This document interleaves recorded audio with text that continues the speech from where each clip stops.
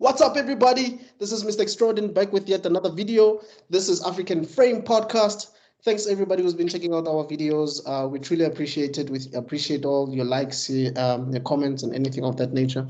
I'm not alone, as usual. I'm with Rob Sibeko, a filmmaker, a writer, an author of books.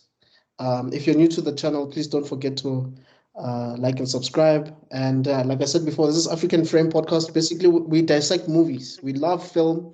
We dissect movies. It's basically like DVD commentary. If you remember when we used to have DVDs, but without the visuals. And what can you expect from us? Basically, you can expect film trivia, facts. You can expect behind the scenes knowledge.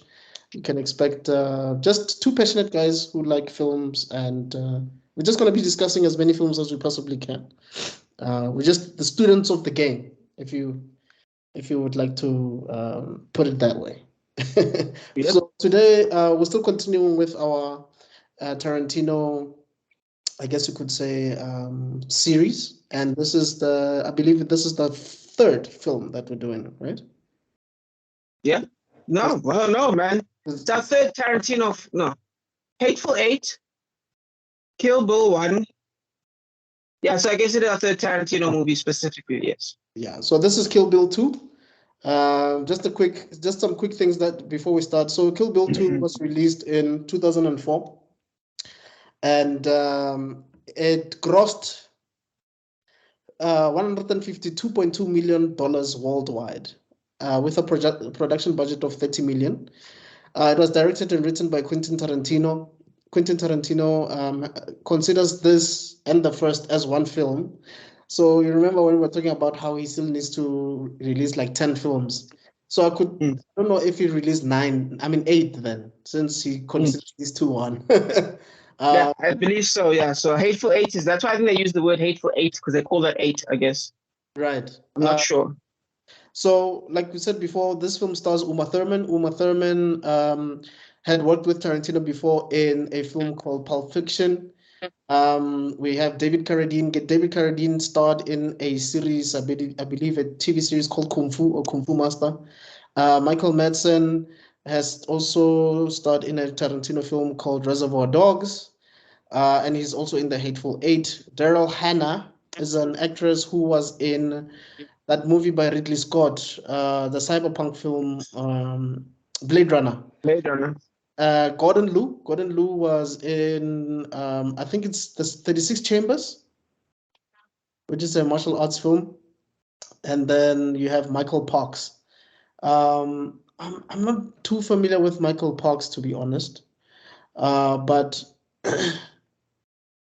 yeah, he is. I mean, he sadly passed away in 2017, but he was an American singer and actor. I guess he's one of those guys that was a big deal back in the days, you know. So yeah, that's basically Kill Bill season 2. Kill Bill part 2 cast. Season 2, yeah, it works. Some of the information that we can gather from this film, yeah, before we get into it, yeah. Yeah, man, is there anything that you want to add on to that? Nope. Okay, cool. That was perfect. I liked this. I'm happy to jump in. Cool. So yeah, I believe the film starts in, basically it takes us back to the bride. I think they were preparing a wedding with at the time. That's not the exact first image. The first image is actually a repeat of the gunshot to the head, where she says it's yours, and as she says it's yours, he shoots him in the head. She gets shot in the head. So they repeat that opening scene from the first movie. Yes. And then they do a recap. By the way, all of this is in black and white. They do a recap with that Uma Thurman in the car, and it's very interesting actually. Right. Because Uma Thurman is basically, they do that thing that they did again with like the opening image. You get the obviously fake car, like the whole movie car thing. It's like they bump the car basically like this, and there's fake background kind of thing going on. It's deliberate, because it happens more than once in this film. Yes, and then eventually they do put in like a real car in some scenes. But yeah, But yeah, it's very deliberate. It's very artistic. And then there's a very cheeky move that he does, like in the same way where he crosses off the list, right? Where you can see the first name is technically done. In this one, she basically says, I'm going straight to Kill Bill. I've killed everyone, which is a very interesting little thing that they do there. But yeah, that space. And so it sets up that the current scene is actually in the future, just like the other one was. And then we get a little narration setting up that it wasn't that the massacre was not on the wedding day, but the rehearsal. And then we get, cut to the church, Cut to the church, basically, this thing is happening, and we actually get introduced to, well, who was meant to be the future husband of Beatrix. Some cool guy. Obviously, in this film, we get a lot of David Carradine than the previous film, because now we actually get a face reveal. He actually meets this guy. And fun fact, basically Samuel L. Jackson was in this scene because I think he was playing the piano. Even though the pianist, it is a very minimal amount of screen time that he gets, but he's still in the film. I don't even know if he's credited in this role. I don't think he is. I believe he is not. He is. Because I was going to talk about it at the end of the movie, but yeah, they do this cool credits thing where they basically show everyone that was in the movie. Right. And yeah, he's mentioned in the credits. You see him. Oh, okay, cool. Yeah. So basically, we get the impression that Bill is happy with what's happening here, and Beatrix is all chilled because she didn't know what was going to happen. Yeah. Actually, nobody knew. Yeah, but at the same time, I think Tarantino does something very clever that he does in a lot of his scenes. Basically, it's what he's known for. I've heard some people refer to it as the sword of Damocles over his head, over every character's head, basically, you know what I mean? The threat of instant death. And we've discussed this before about the old bomb under the table, and that's what makes that's what makes all of Tarantino's scenes so interesting, because this could have just been a basic scene, but we know what's going to happen. Do you know what I mean? Right. We know what's going to happen, so we know it's about to go down. So, like you're saying, everyone around Thingamajiggy doesn't know. I don't know if you should use a name yet. Let's just say Uma Thurman for now.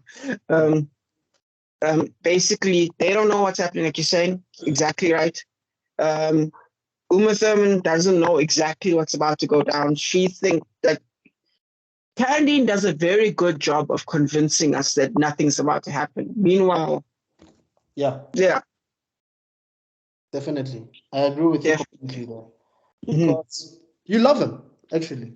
Yeah, you don't have an issue. It's like you're so immersed in the moment that you actually forget that this is about killing this guy. This movie is about killing this guy. you know? And at first you think there's some tension there where they first see each other and she's like, and they're like Bill is talking to is talking to the guy. Yeah. And the guy's like, maybe you should come to the wedding and stuff like that. And then Uma Thurman's like trying to play that down. And in that moment you can kind of see that Uma Thurman's a little bit scared. Yes. There's a little bit of tension there. Yes. But then Bill works hard to try and ease that basic to the point where she's like really happy and it's like I won't thingamajiggy unless you let me walk you down the rehearsal aisle. You know what I mean? Yeah. Yeah. I won't bless the thing. And I just think that was okay. There's something we never discussed before, and I think it really shows in this one because they went for a Western aesthetic. Like they went full Western. Right. And that's the cinematography. It was so beautiful in this one. Like there's a shot of the door where the camera locks and you see the door and you see Uma Thurman go into the door and it's a frame. They call it like a frame within a frame. So there's the actual film frame as we know it. Then there's like a little frame inside a frame basically. Right. Where you kind of see character inside a frame. Right. And you kind of get that and because it's black and white, the frame is basically all black. And then she's like this beautiful white dress figure that's looking out into the open. And she stares and she notices something. Well, no, she hears the music. That flute, that whatever. Right. Yeah, the flute. And then, she goes out to go investigate and there's Bill. And it's just visually stunning. And there's something we also never discussed in the last one. And that's the sound, because like when they're talking, you hear every footstep and it's exaggerated. Yes. And you hear it's like an anime almost. I describe it as in the same way an anime uses speed lines, Tarantino uses sound to like extenuate the scenes. Steven Spielberg once said the visual is only 40% and the sound is 60%, and Tarantino takes advantage of that in a beautiful tense scene. Yeah, and I guess this might have had a really, really great impact if you're watching it at the cinema, because at the cinema the sound is probably 10 times louder than whether you're watching it at home or whatever. And the space that you're in, the huge space that you're in, makes certain scenes more chilling than they should be, because there's a certain mystique to those kind of scenes where there's suspense, obviously, and you're thinking to yourself, what's about to happen next? And the fact that you're feeling like that, and you're basically immersed in this world better if you're in the cinema at that point. And I think that's what makes absolutely watching certain movies at the theaters more thrilling than actually watching them at the comfort of your home. It's that feel that you get. Yeah. And that's where cinematography comes in and the use of cameras. Right. Because for example, as a filmmaker, for example, you get different kinds of lenses, right? You get the 50mm lens, right? It's considered the level of the human eye. The human eye basically sees at the quality of a 50mm lens. What a lot of directors like to do, Christopher Nolan, Tarantino, those two especially, like they fought.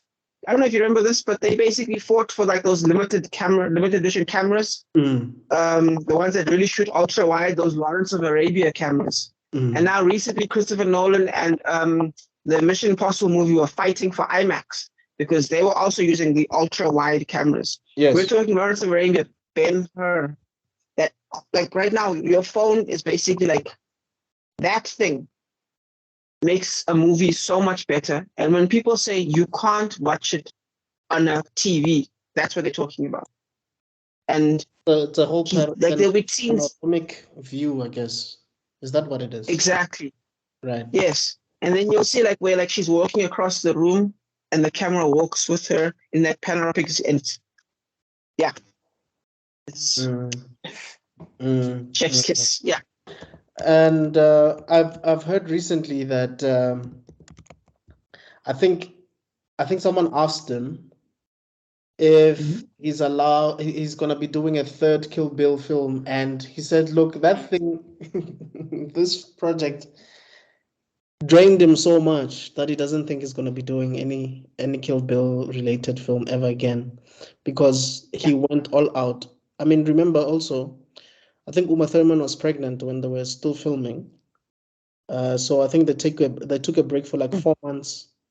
And then after 4 months, then they went back in. So you can imagine that producing this thing took longer, because for one, he shot 2 films, even though his intention was to back. Yeah, so it was 2 films back to back, and he went over budget eventually because you're filming 2 films. I mean, you're doing 2 films. Obviously, you're gonna go above budget, and you still had to wait for the lead to give birth and recover and all of that. Yeah. So, yeah, this must have taken a toll on everybody involved. Absolutely, and he was a young man then, and yeah. Funny enough, also, I don't think you can get away with the same moves. Huh? Sorry, please repeat that. You cut off for a second. Can you see me normally? Yeah, I can. Is it me or you? Okay. Basically, I was saying, I was thinking about this recently. I don't think you can get away with another one of these movies. I don't know. Number one, it's not that PC. Yeah. That's number one. Yeah. And number two, this is the original John Wick, right? And if you think about the cleverness of these shots, nowadays people want more drawn out fight scenes like John Wick style. Even Nobody, which had shorter fight scenes in John Wick. I don't think you can get away with this punchiness that Tarantino got away with. I think people might think of it as too inefficient storytelling. And like you said, 30 million budget, probably be 130 million budget, the same movie right now. Right. So I don't know if he could actually manage. I think he'd have a really hard time putting everyone back together. I mean, you could technically do it without Uma Thurman. You could just say, Kill Bill 3, the story of Bibi, the kid. You know what I mean? Yeah. The daughter, exactly. But yeah, I don't know. I think it would be interesting to see a 3. Like right now, like Rush Hour, apparently Mel Gibson has basically said yes to Lethal Weapon 5, and now Rush Hour 5, or what number is it on now? 4?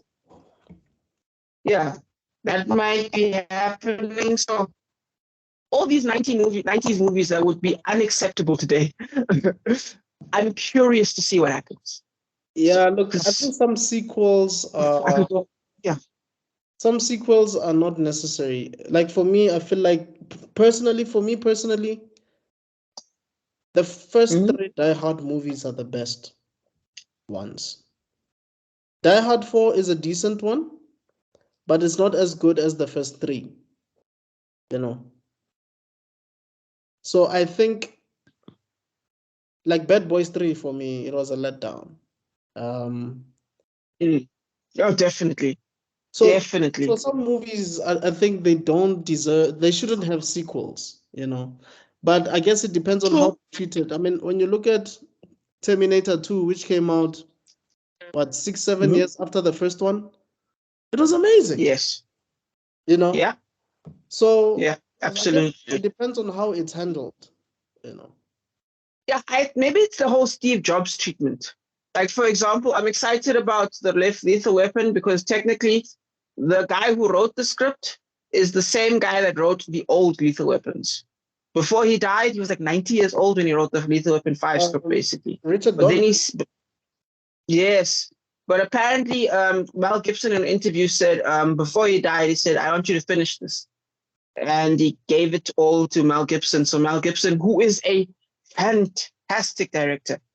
Mel Gibson is one day I need to have like a deep dive on Mel Gibson movies, like Get Gringo, all these movies that he's done.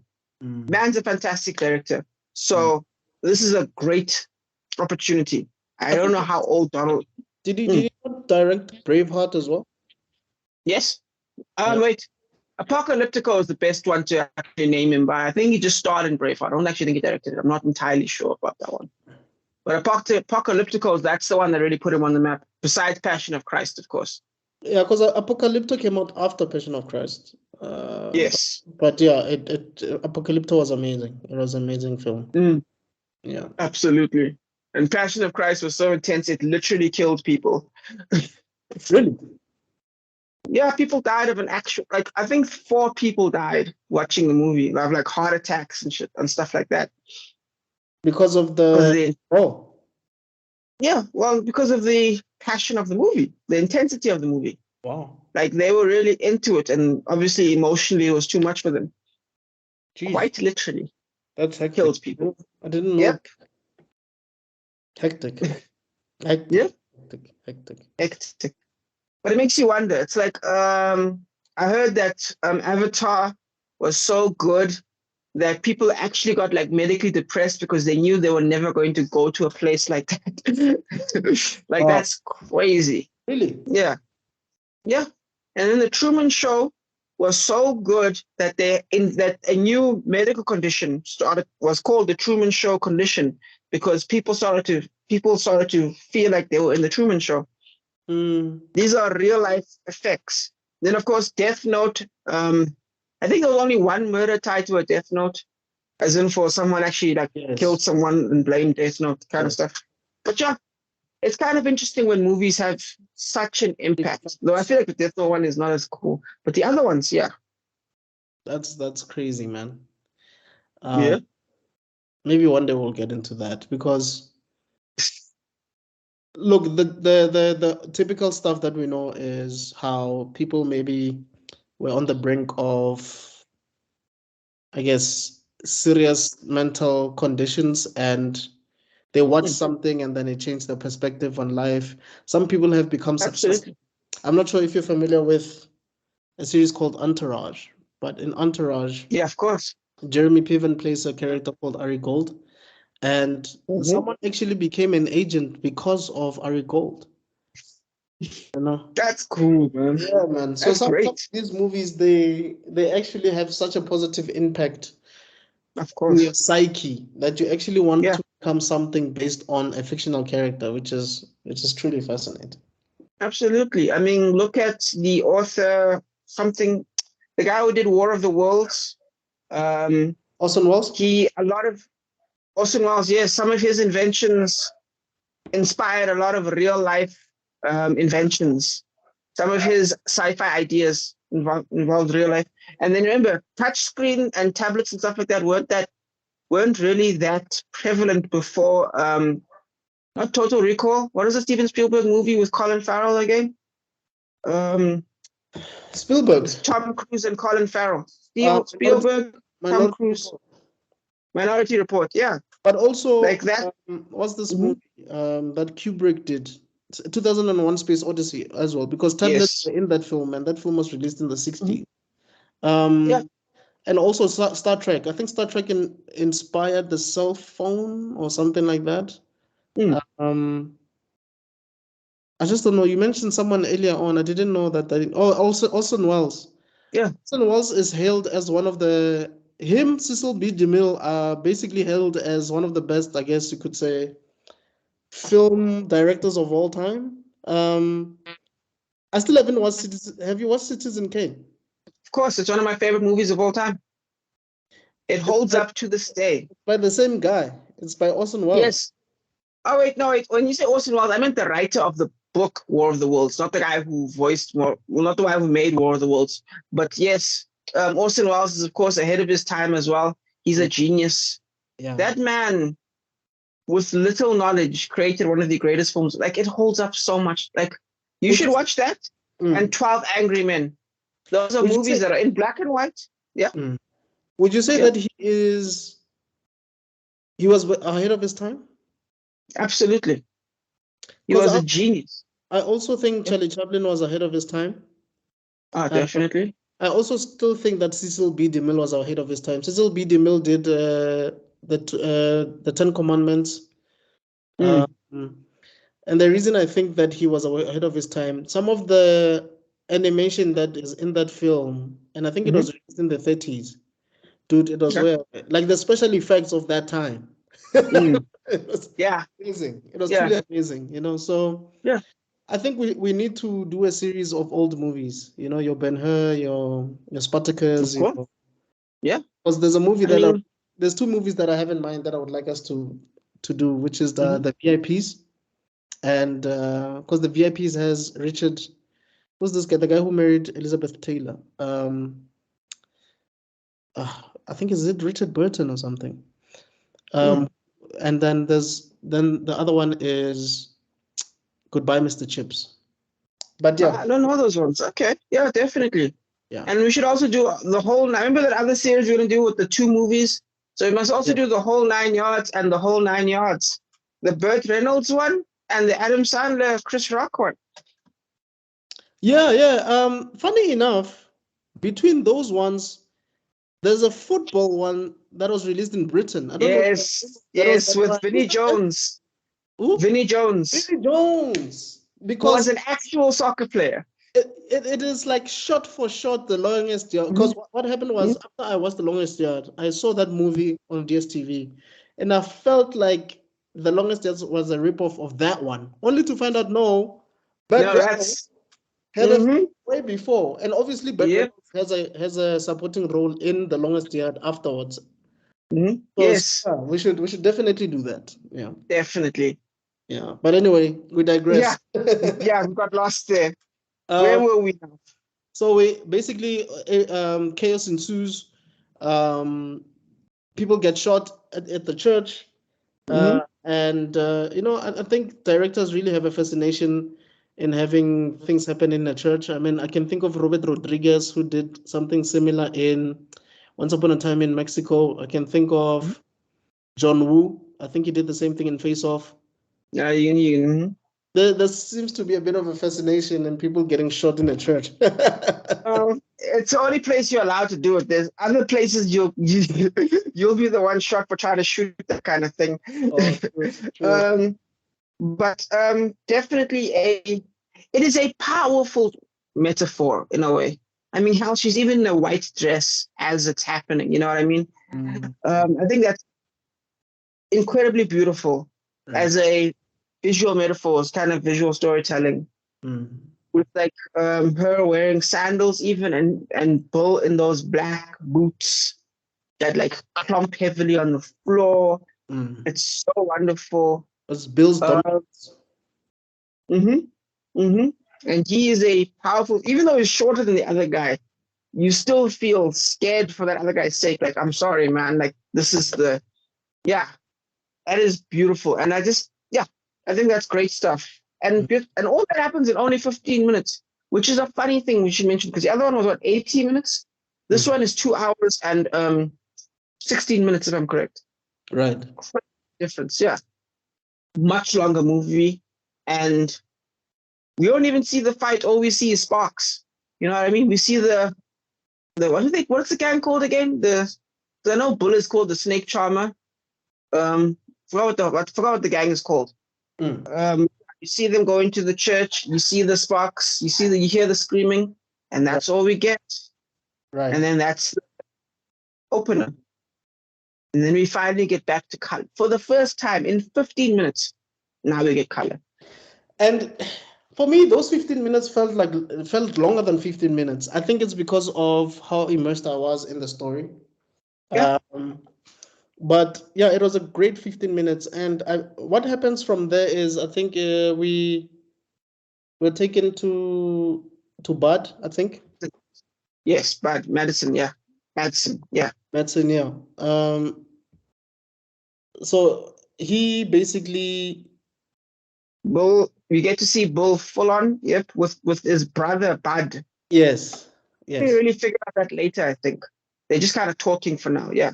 Yeah. We just think that he's just like his underling, basically. We don't really see the connection. And basically, I think Bud tells him about Beatrix being alive and coming out to get him. Yeah, he warns him. And you kind of get a history of who the two of them are, because you realize there's tension there. There's a bit of a mystery. Right. And then you kind of get some interesting key points here, some plot points in this great storytelling, where you find that Madsen is a bouncer at a strip club. He's a bit of a bum. He's unfit. He's got no definition. Yeah. And he sold his sword for like $250 for beer money. You know what I mean? So you ask yourself why this guy is menacing. Why is he part of this gang? There's nothing about him that's chilling. At all. Yep. Fun fact, Madsen actually brought that hat to the set. And it used to bother Tarantino so much that Tarantino actually included a line where the other guy says, "Why are you wearing this ridiculous thing?" And basically Madsen thought that it brought something to the character, and it did, actually. It worked. Yeah. Yeah. I don't know if I'm the one, I was talking to you about this, but I was saying that Greta Gerwig, I don't know, the lady who directed Barbie. Yeah. She said that she likes telling the actors and actresses that, look, this story, I understand these characters, but it's your responsibility to bring them to life, to give them more weight to what has been presented to us. So when you see like a Michael Madsen include a hat, in the character, he's giving more life to the character than what Quentin had already had in his mind. And even though Quentin is very pedantic, that worked. Yeah. So sometimes you find actors who actually bring something to the table that the person who actually wrote the thing didn't even think about, and that works. I mean, I can think of Training Day. Mm-hmm. King Kong ain't got, that was improvised, right? Mm. But it had so much weight to the overall film. That scene. Definitely. Yeah. It's iconic now. Yes. Yeah. Completely. Back And to the story. Yeah. oh, sorry, please continue. I was just going to say that Michael Madsen basically calls Daryl Hannah to say, look, but yeah, I'm jumping actually because that happens after. But please Alright. continue. Cool. Basically, what we get now is a kind of a interesting loop because for the next few minutes now, we just get okay. We basically, in the same way that we got the bomb under the table loop with the original scene there, where we knew bad things are gonna happen. You know what I mean? Like, oh, how's it gonna happen? We don't actually know. Mhm. And then it turns out was mostly just quick thing. Now Bull kind of leaves. She's coming. Do you know what I mean? Right. You're the next guy. She's on her way, and he's like given up already. You know what I mean? He's Yeah. very chill about it. And then Quentin goes out of his way to just undermine this man. He undermines his strength, his position in life, and his own sense of pride. Having this man literally clean toilets, basically. It's so bad that it's almost distracting because Mads Madison is so perfect for this role. He's not fit. I mean, he's still big, but he's not fit. Do you know what I mean? Like you could tell that in his prime he was a beast, right? Exactly, which makes him so perfect for this role. I mean, he's just in a vest, but you can still see that. Yeah, you know what I mean. Like you can still see, and the tattoos. Right. This guy, and this is a 7-minute long scene where it starts with the conversation, it cuts to the strip club where he's 20 minutes late, and then I actually love the dialogue of this. It's so slick because when the way Madsen's like, okay, look, man, the store's empty. What's the point of me even coming on time? And the guy on the other end is like, are you arguing against you of me needing you? Like it's like arguing going out of a job. And Madsen's like, I am. And he tries to like backtrack. It's like, you know what? You're right. So you work today, right? Not anymore. So you're working tomorrow, right? Not anymore. So you're working. Right. Absolutely hilarious. And then, of course, the hat scene that you mentioned. Before he kicks him out, he's like, Thingamajig's got a job for you.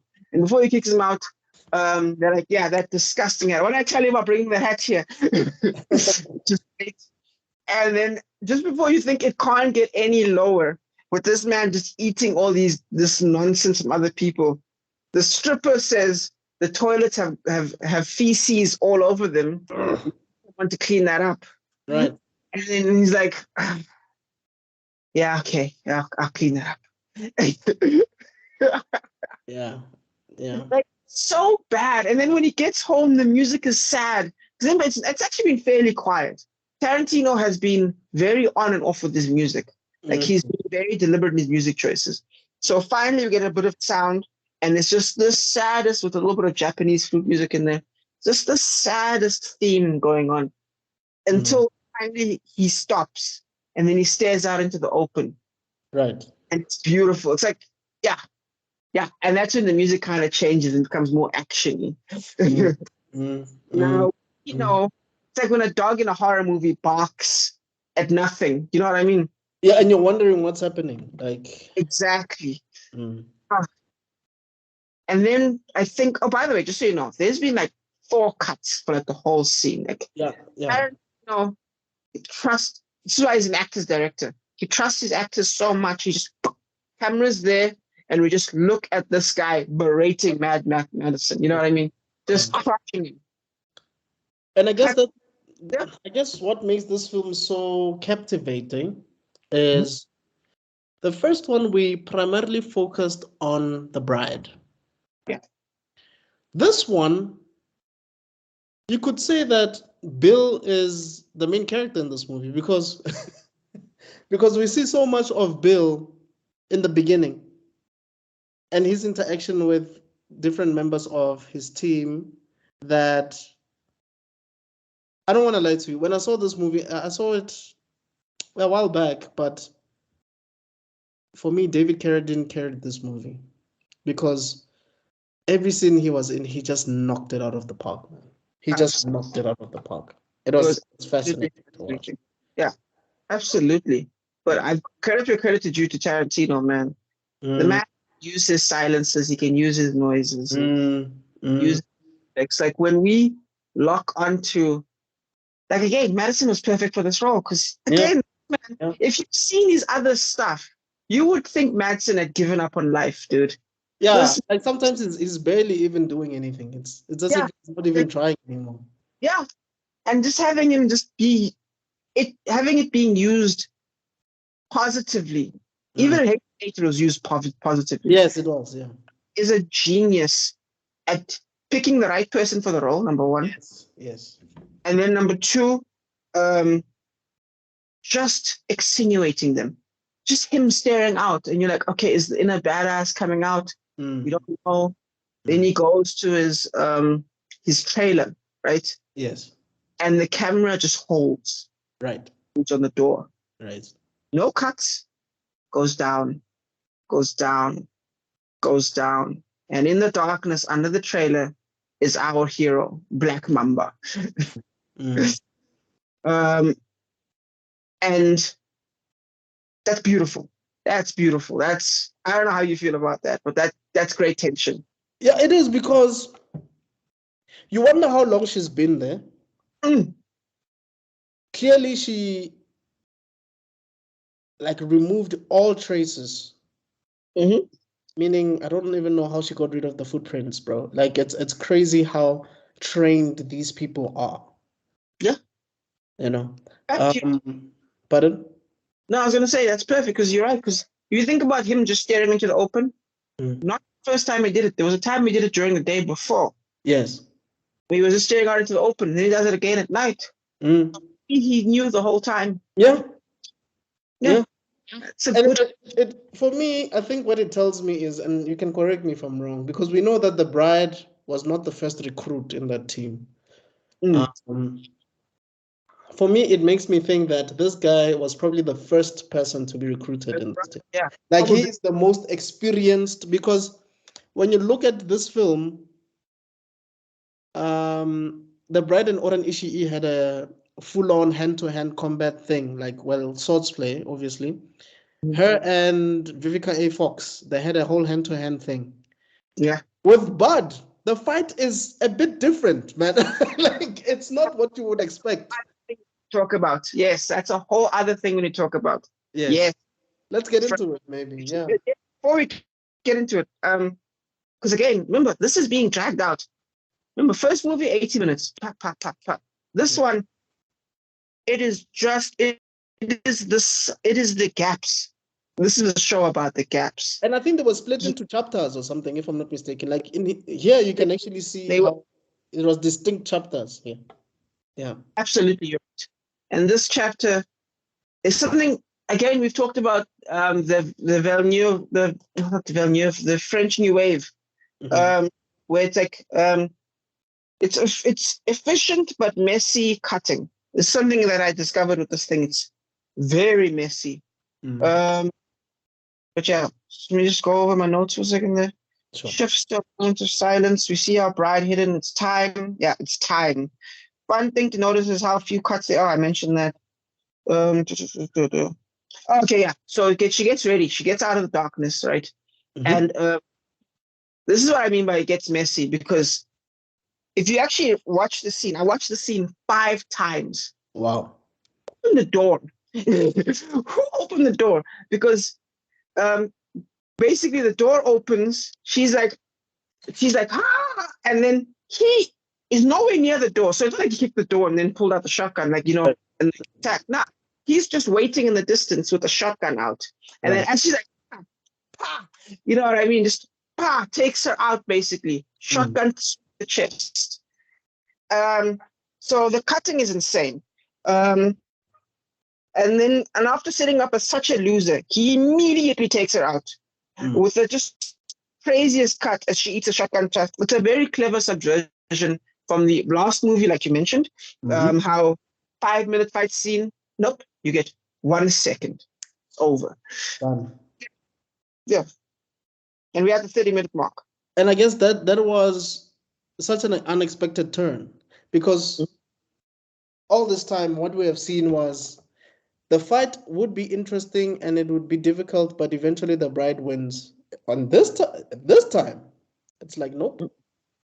The bum that we saw all this time, the guy that we thought is worth nothing, he's the most effective out of all of them. Yeah. And it kind of reminds you of old school westerns, because if you think about old school westerns, especially if you watch The Good and the Bad and the Ugly, one of another masterpiece of its time, those fights ended in seconds as well. It was all build up, and then they wrapped up in seconds. Right. Just build up. Okay, that's everyone. Apparently, The Good, Bad, and the Ugly is a retelling of one of Kurosawa's films. I could be wrong, but I think it is. I just don't know which one. Okay, I would love to know which one. You should definitely, yeah, but we'll get to it one day. Yes, definitely. Oh, yeah, I've made another note here. At the 30-minute mark, we were at 40%. We were 40% in at 30 minutes in the first movie. Right. In this one, 30 minutes, we are not even 25% in yet. Meanwhile, we're at the 30-minute mark. Right. But at the same time, one would measure that we're at about the same place as the scene with her waking up with Buck and his pussy wagon. It's about the same location, but also this moment, if you think about it carefully, it's actually repeating that section. Because what do we know about that scene? She's in a coma. She's stuck, trapped in her own body. Right. She will her way out of it. Right. So the scene it's like poetry, it's repeating. So there's a moment of complete black. Oh, yeah. So, yeah, she's captured. You want to carry on from here? It's fine. Or you're cool? No, please, by all means, please go on. Cool. Basically, it's a moment of complete black. Oh, dude, this is where everything I'm talking about, sound design, this is where it all comes in. It really shines. So we get him. So she's captured, right? Right. Madsen phones the Californian snake chick lady. I forgot her name. Yeah. That she's captured and he's got the new Hanzo sword. Yes. I'll give you $1 million for that sword. So she's away. Right. Cool. She gets taken to a burial ground because instead of killing her right now with a rock like he wanted to, she's like, nah, make it torturous. Yes. Yeah. L Driver, that's the character's name. Yes. Driver. I was almost like, I wonder if it's related to another driver that we know. Yes, California mountain snake, you're right, yeah. Yes. So they go to a gravesite and we see the guy from the Blacklist. I was even shocked it was him. R.I.P. to him. I know he died in the shooting of the final season before the final season of the Blacklist. But you know what I'm talking about, the DMV guy. Have you watched the Blacklist? Don't do this to me. No, I have, but I don't know which guy you're referring to. The guy, whenever Remington needs to find someone, he has to deal with an annoying guy that talks about his mom, and he has to wait for the queue, and you know what I'm talking about. Yeah, I think I have an idea of who you're talking about. I just haven't watched the Blacklist in a while, but I have an idea because I do know there's a guy that Remington would call, and the guy is just annoying. I know that guy. Yeah. He's short but tall at the same time. It's very weird. I don't know how to describe his body type. Right. But yeah. It's like most of it, but anyway. Yeah. So they are together and it really brings back the Buck and I like to fuck guy. Because him and the creepy guy are like over her. Same thing kind of happened. Yeah, and that guy was wearing a hat, wasn't he, as well? Wasn't that guy like a cowboyish Western, sort of like a Southern cowboy kind of thing? Yeah. But yes. Yeah, with a trucker cap. if I'm correct. I didn't realize it until you mentioned. Yes, I think it was a chocolate cap. Yeah, you're right. Yeah. So very what's not rhythmic, but very matchy of the original Buck scene. Right. So there's a nice moment where, like, again, camera not moving, Uma Thurman, Madsen talking to each other, and you just get to see Madsen. Uma has to basically act without having to say a word the whole time. She never speaks the whole time. And then Madsen is doing all the talking. It's like, okay, you've got two choices. I can give you a flashlight, or I can give you an entire can full of mace into your eyes if you struggle. So you can decide what you want. And she picks the flashlight, so she lets herself get buried underground. And then we just this beautiful thing of her crying and panicking in the ground with nothing but the light of the flashlight. And it's back to black and white, by the way. Very clever. The scene is back to black and white. So it's a very yes. Initially, initially it is. Yeah. Yes. And I think he did that to extenuate how much of a low point it is, because it's like, okay, she's trapped, she's injured. How do we get out? Also, how dark it is. Actually, you're right, because my goodness, I didn't realize it until you just mentioned now. So basically, low point as in like just like in the beginning where she was helpless. It's like whenever she's panicking, she's going through something really, really hard, like a serious challenge, it switches into black and white. That's amazing. I didn't realize that. But I guess also you could say that when she's also winning, right? Because in the first one, I do know that Quentin probably did that to avoid all that blood. Yes. But at the same time, when she's winning, it seems like it also goes into black and white, because even what happens to Al Driver later, I think there's a split scene of black and white. Okay, we'll get there. We'll get there. It's mostly, I think it's a flashback you're thinking of, but yes. There's a nice short scene, flashback scene. That's it. And then we discuss flashbacks, because now it cuts to a flashback. Just like with the big toe scene, we get a flashback. Right. Because now we need to explain context. So now it's, I think we've discussed flashbacks before. Just 1 second. Sure. Okay, yeah. Big scene at the lowest point before we get a flashback to the past to give the bride her strength. Yes. The same way with the big toe scene. It's like Popeye eating his spinach. You know what I mean? Yeah.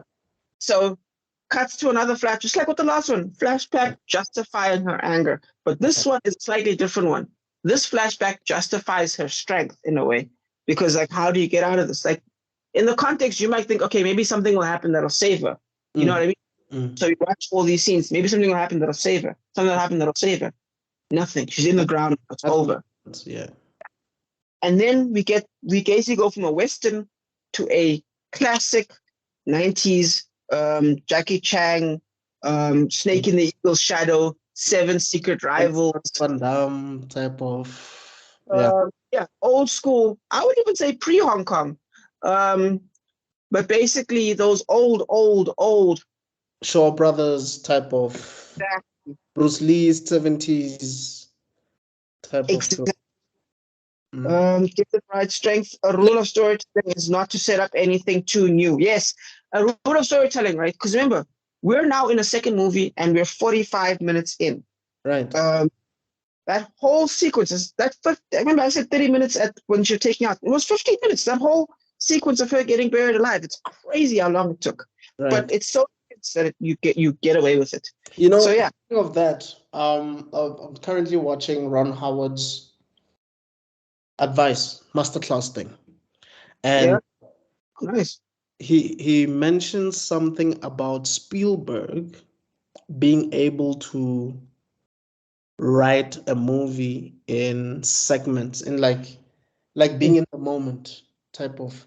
And the more we speak about this movie, the more I realize that it seems like it's written in 15 minute intervals, you know, because I'm going to blow your mind with something, but anyway, yeah. Sure. It's just something that I'm noting the more we speak that, based on these notes that you made, it seems like we get a long scene, which is either 8 to 15 minutes long, And there's something worth telling there in those moments, even if it's a long scene or even if it's something happening. Either the cinematography pops out, or it's the music, or it's the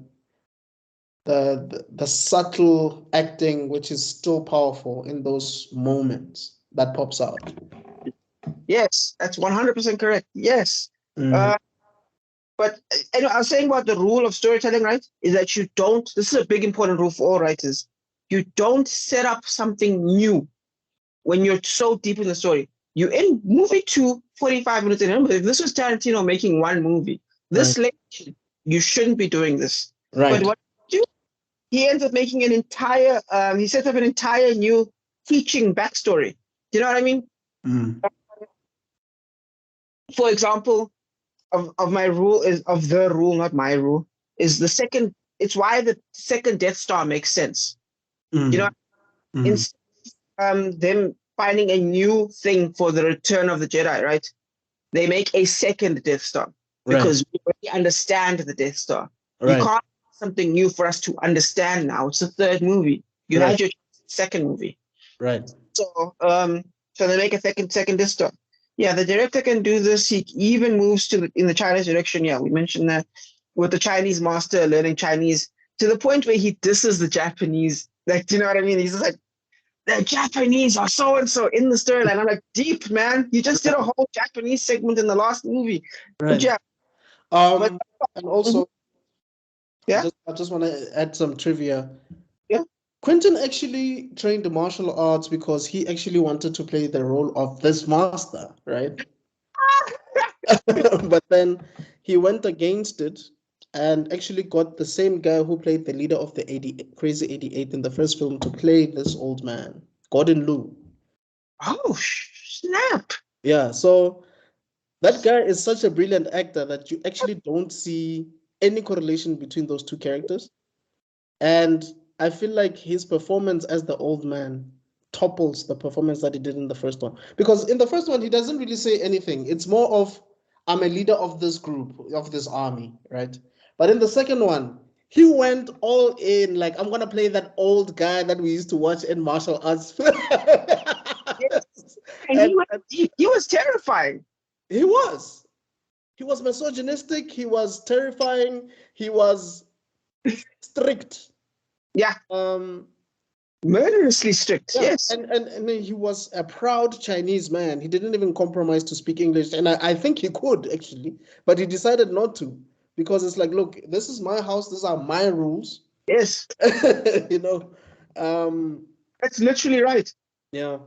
Yeah. That was amazing. It was beautiful because now the sequence with him in charge is fantastic. Right. If there's one thing you can say about Kill Bill is that Uma Thurman is not that physically like, yeah, she looks like a twig even in the thing, dude. Like when she's doing her moves, I'm like, these are the skinniest arms I've ever seen in my life. It's an actual praying mantis right now that we're looking at. Right. But it's still, but Tarantino shoots in such a way, like for example, when she does the arm move, when they're about to like break her arm almost. So he focuses on the face, so we get to see that performance. Right. Or like he focuses on, again, locks the camera. We see Uma Thurman. We only see profile shot of Uma Thurman, and it's in black. It's not in black and white, but the shadows are so intense we don't actually see Uma Thurman. Right. But as a director, I've noticed when I'm trying to work with other people, they don't understand. They're like, okay, but I can't see everyone's face. Yeah, you don't have to. I don't need to see your face. Just the black and white sequence, like the highly shadowed piece of the face cut off. That's fine. The story understands what you're doing, what's happening. Right. Her struggling with the chopsticks, her hands borderline broken after the whole punching thing. Yes. And this man, perfectly stoic. You know what I mean? It's all you need. And sometimes, as a director, directing is so difficult. Sometimes, when you're directing actors, you have to explain to them, this is the goal of the scene. Yes. This is the goal of the scene. The scene isn't you doing a good job. The scene is XYZ. You're in the moment. Be in the moment. Exactly. This is what we need from you. So you stay in the moment on both sides. I'm actually, this is actually a recent thing where I was dealing with actors, and there's a dangerous thing that a lot of actors do. Even one of the Michael Keaton, is it Michael Keaton, the Batman, Christopher Nolan, Alfred, Michael Keaton. Michael Caine. Michael Caine, yes. He talks about this as well, where he talks about, no, actually it's Christian Bale. No, Michael Caine talks about it a lot, but it's actually Christian Bale that really made me realize it. It's you're always acting. When that thing says action, you're acting. You're the character all the time. Yes. And a lot of actors do is they wait for their turn to speak. Yes. So they're not really immersed in the moment. They are just waiting for the word action in their head. So what they do is, I'm waiting to say my line. I'm not in the moment. Right. Exactly. Right. Like there was one scene where this one character has to explain that XYZ happened to a friend of theirs, and the one character in the background is friends with that character as well, and she didn't know.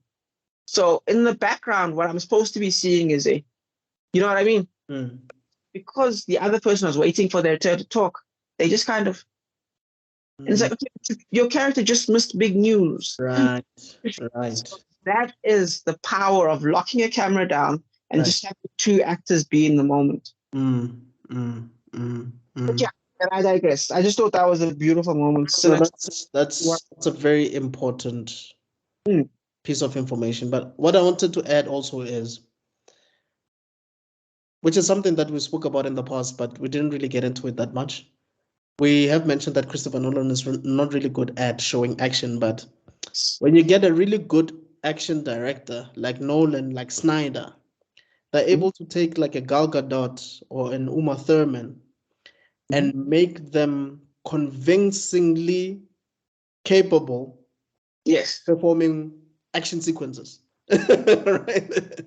Because you said that Uma Thurman was skinny, but I believed her still. I still believe that this person is proficient in martial arts, you know, and I think it's because I'm sure she did training, but I mean, I was also watching James Cameron on YouTube speaking about Terminator 2, and speaking about how Sarah Connor, I forgot the actress's name, how she transformed from the first Terminator to the second Terminator, and how she used to like lift weights just to look that great.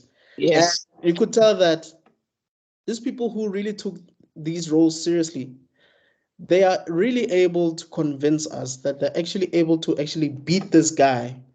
Even though we know that it's nearly impossible to do so, but it is still convincing for this film, if that makes sense. It makes perfect sense. And here's the best part. Here's why the WWE is such a good tool for learning about acting, because they're live. They have to convince you straight up.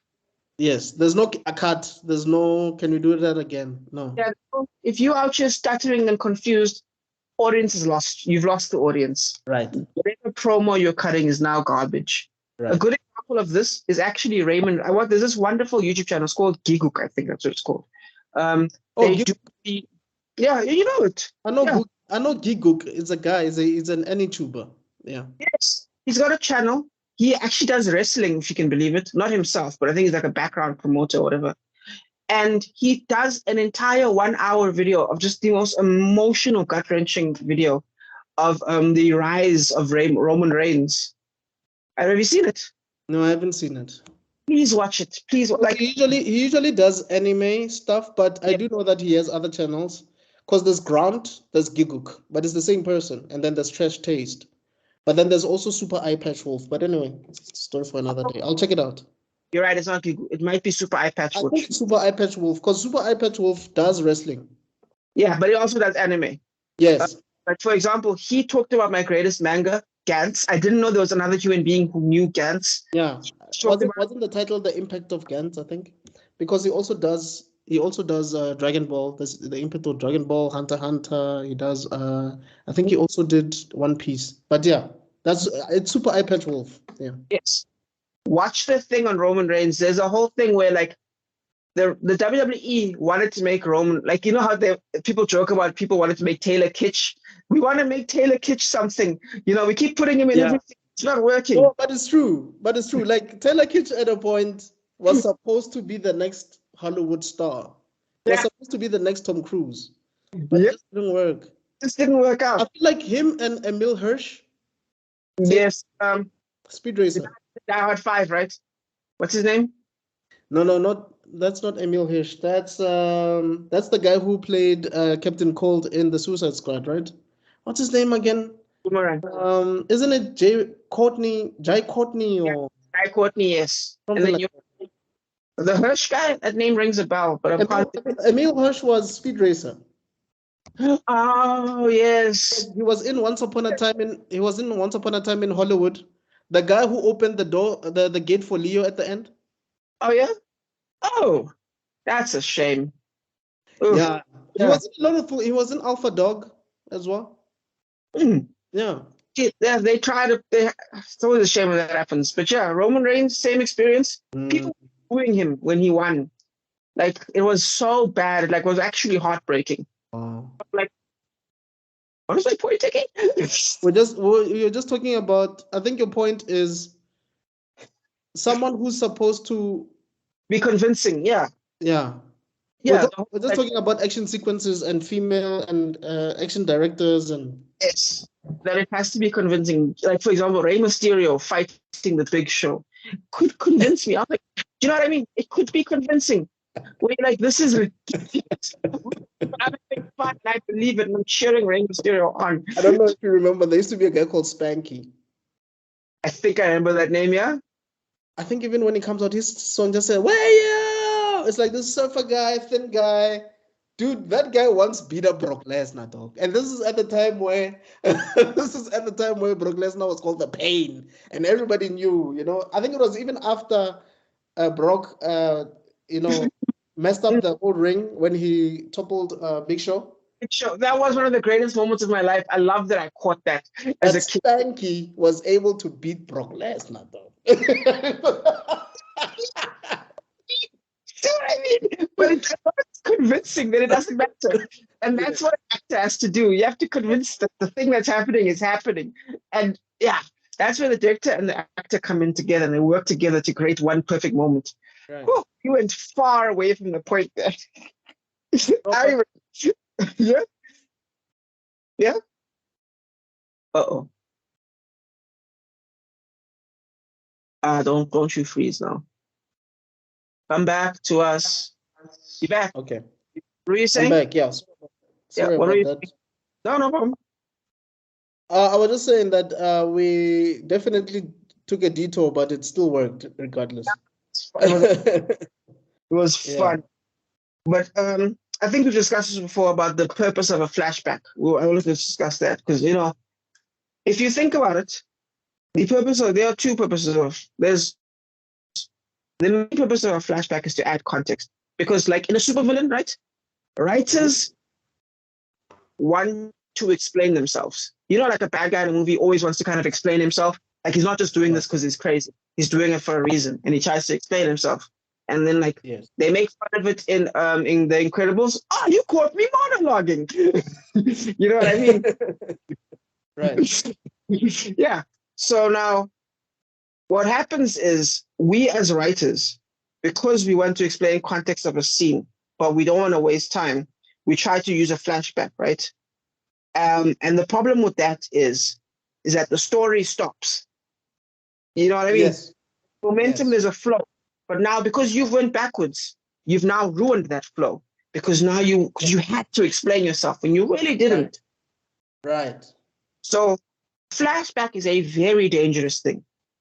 Now, what works about this flashback is that, remember, we were already at a low point with no way out.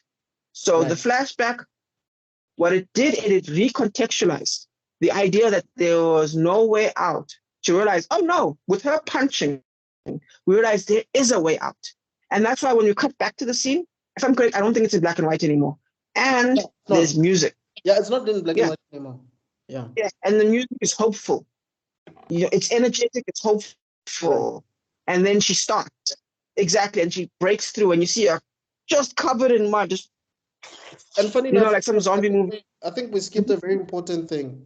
Bill is the one that actually introduced her to this guy, right?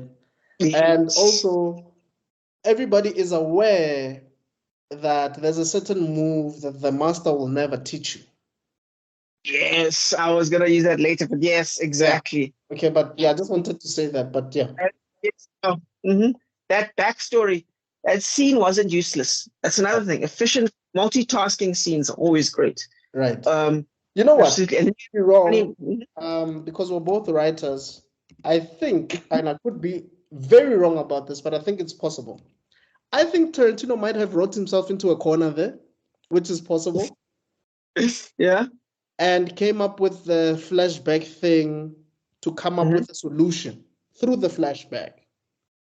That might have not been the case, but I've had experiences where I would write myself in a corner and then I would have to find a reason why the main character is able to find a solution. And usually a flashback or introducing a new character who is linked with the main character sort of helps me to come up with a solution. Yes, and that's dangerous, but it can work. Absolutely. Right.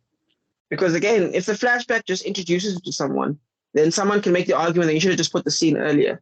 Because now done is you've stopped the story to explain something that could have been explained faster. So it's a dangerous move. Right. But get it right, like right now, Tarantino did. Because remember, like you said, the story's in a dead end. He's stuck. Now the movement. That is perfect. You know what I mean? Right.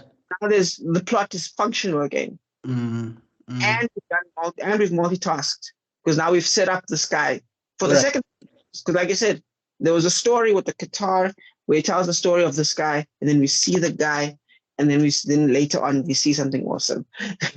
You're perfectly right here. And then we get a funny moment where she walks into a restaurant. She's like, "Can I have a glass of water?" It's like covered in, and it's so funny because you see the dust blow off her, like she's in a cloud of dust, like that Charlie Brown character. She's just in this cloud of dust, and she comes in, and then she walked a very long. I mean, it was a long walk. Eh? Yeah, it was a long walk. Yeah. We get chapter 6. I forgot what the chapter is called. And then the follow-up is between Bill's brother, what's his face, Bud, and the California rattlesnake, in which Bud is killed by a snake bite. This is also a scene showing a snake the whole time. We know that, we're at this point to figure out her name. They've said her name, yes. They said her name in the dialogue. So we now know that Beatrix Kiddo, which is a funny scene. It's like in the classroom, it's like, so-and-so, Beatrix Kiddo, and then it's Uma Thurman as a grown-up going, yeah. Right. Anyway, before the snake bite death scene, it's a full conversation. It's just like they're setting up drinks for each other. Right. They're talking about, what are you going to do now that Beatrix is dead? You know what I mean? They're setting this whole thing up, this like little tension thing. He's counting his money, and the snake bite happens. I think one of my favorite scenes in that whole part is when he opens the briefcase and he is laughing. He's laughing his butt off, bro. I think maybe it's because he can't believe he just made $1 million so easy, you know. Yep. It's like this money just came to my doorstep. Because I got this sword without even trying so hard, you know. And I think that's the brilliance of Michael Madsen's acting, man. It's like he knew what he was supposed to do and he did it so well. Yeah. And ironically, there is a repeat now, because again we know that Beatrix is coming for the second time. Right. To Madsen's house. Beatrix is coming. Right. I just think that's a funny thought. But amazing scene. Okay, yeah. And then again with the French New Wave, random but still effective drop kick happens, where the door opens and you just see feet flying. You actually see her feet, bro. Right. Drop kick into a brilliantly cut fight sequence. Oh my god, first of all, split screen like this, as a filmmaker, that's a tricky thing to pull off. Okay. Because number one, can't really get the angle perfect where it's square to square, but Tarantino, of course, did it perfectly. So the split screen where you see her falling down, the split screen, they're back to the fight, smash through the thing. By the way, it's the only prolonged fight scene. Why did she kill Bud in the first place? Do you know? Because this lady has such an ego that she thinks she was the only person good enough to face off against Beatrix. So she's the idea, sort of upset that she actually didn't get to kill her.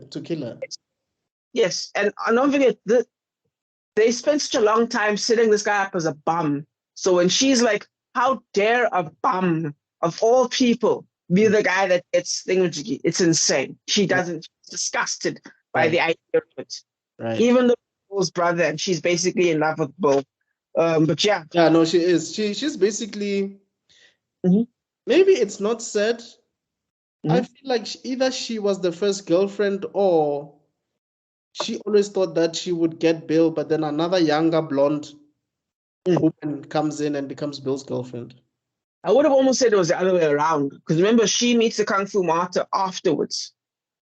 Oh, I thought it was before. She kills the Kung Fu Master. She kills yeah. the Master. Yeah, it is after, yeah. Yeah. So I think of it as the other way around, as she's the new blood, but even though she's the new blood, Bill is still obsessed with the old blood and she doesn't get it. You know what I mean? So she's jealous of what what Beatrix has with Bill. Exactly. And even in the movie, they say, "I'm the number one killer in the world." And Bill agrees that you're the number one killer in the world. Yeah. After the fight, Insane Girl, after the fight, we get a bizarre scene. Yeah, so basically, okay, before we cut this part out. So obviously it's the typical fight that we have been accustomed to throughout the films. And you know, man, storytelling is this. The more I think about it, the more it's crazy. The bum did less, like minimal fighting. He won. Everybody else who's doing a lot loses. Yeah. But anyway, she uses the Hattori Hanzo sword that Beatrix had. Beatrix gets sees another sword. Yes. She gets beat. No, sorry, you said it right. So I got the names confused. No, you're right. Driver gets the Hanzo sword. Yes, you're right. The Hanzo sword that killed Oren Ishii. Beatrix gets the sword that Bill made for Bud. Yeah. Turns out Bud's sword is still there. He lied about that. Yes. Yeah. He lied selling the sword. Yeah. Yeah. And they fight, and then basically Beatrix is like, you know what? Nope. I'm tired of this. Gouges out the other eye. Yep. Well, first they explain what happened, which is very cool. The little miniature flashback. You know, I never found out how you lost your eye. Well, no, she says, "What did you say to the man that made him rip out your eye?" And then she's like, "Called him an old something old man," which is why I think he understands English. But yeah, no, he does. He does. He just refuses to speak English, I think. Exactly. It's on principle. And that's where you find out that she poisoned him because she's such a... Even Gordon Liu's performance at that scene, it's like this guy's like, I'm gonna overact this scene like no one's business, bro. Because blood is coming out of his mouth, and it's like...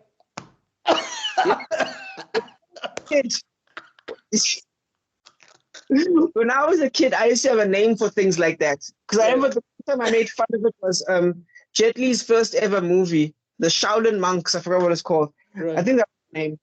But I used to call it the Vicks Vapor Rub. Because whenever they get hit in the chest... old school kind of movie. Yeah, because Tebalo calls it says everybody looks like they're about to have a heart attack when they're about to die. Like the villains. Remember how cold Vicks was in the chest as a kid? And even when you read the subtitles, the stuff that he's so crass, dog. Like, you bitch. Like, you. Yep.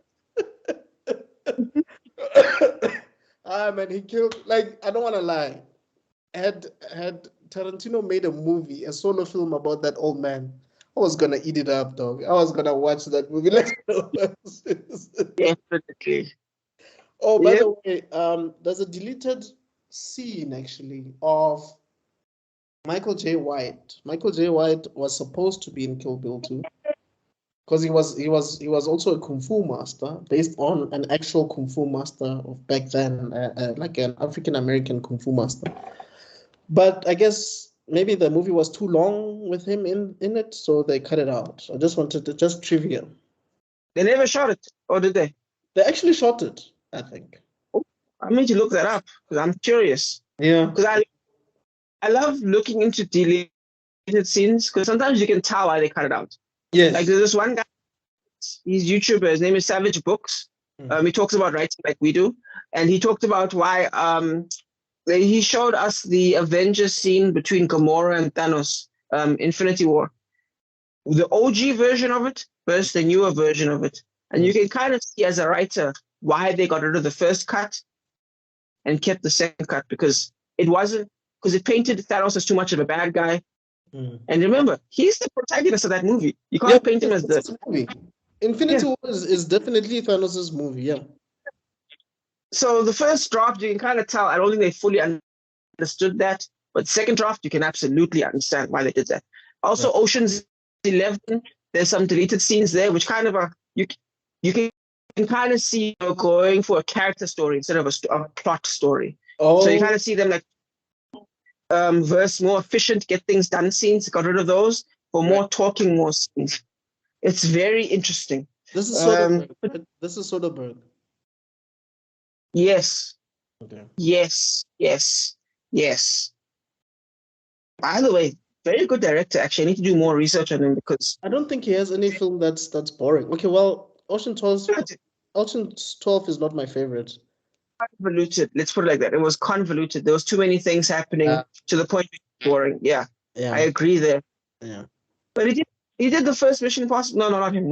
That was someone else. Never mind. But I love the idea of there's foreground and background. Right. And if you watch the cinematography, that man. Yeah. Anyway, carrying on. So yeah, they fight. You find out that so and so killed the master. They clash swords one last time, and then yep. Yeah. They yank the eye out, and then she just leaves her there. For me, I think it's the perfect revenge because instead of actually killing her like the normal way, she did what her master also did. Yeah. And also it proves that this chick was never on her level. Yeah. She was going to have an ultimate battle. No, you were never on my level. Yeah. Because what does the master say? He says, when she's almost breaking Uma Thurman's Beatrix's arm, she's like, do you admit that you are a worm under, you know what I mean, under the eagle's claw? Do you know what I mean? Right. So, in my opinion, that's what that was. That was, you are also a worm under the eagle's claw. Or just, so whatever thing you were hoping for, you should have poisoned you when you had the chance in the first movie. Right. Finally, it is time to kill Bill. Right. Yep.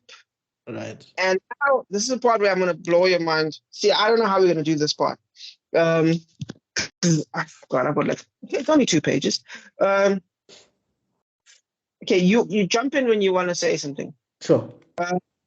Cool. Because so far for the entire movie, it's been a subversion of the revenge battle. This is the opposite of John Wick. Do you know what I mean? John Wick, extended fight sequence, guy dies. Right. Extended sequence, guy dies. Right. Nope. It's been cowboy westerns. Dead. Okay, next one. It's been that. Right. Yeah, it's been that whole thing this whole time, and then everything dying in a second. But actually, if you really think about it, right? Almost. Okay, the hero's journey in these 2 films are quite convoluted because she had to go to meet Hattori Hanzo. She was fighting with this old master who told her a specific technique. She had to go and fight Oren Ishii. She had to go and visit. She was in a coma. She got shot at a rehearsal. Like, there's so many things that happened to this one character. Mm-hmm. She had to wiggle her toes all by herself. She had to rescue herself from being buried alive. Like, for me, in all of Hollywood history, when it comes to strong female characters, she's definitely way up there with your Sarah Connors. Mm-hmm. I guess it's just that maybe she's not really hailed as much as your Khaleesi's and your Sarah Connors, but I put her way up there. Like, this is one of the strongest female characters in Hollywood. Khaleesi. I put her above Khaleesi. But yes, I agree with you. She's on that highest level. And Uma Thurman did such a good job. I still don't get why she didn't win an Oscar for this role. Like, it boggles my mind. Because respect for action movies. There's no respect. There's a reason why no horror movie has ever won an Oscar, if I'm correct. Can't remember if The Exorcist ever won one, but if I'm correct, I don't think it did. Unless, I think it did, but I've noticed that movies like those would win maybe with makeup or costume or special effects or music. Not necessarily the performance. Yeah.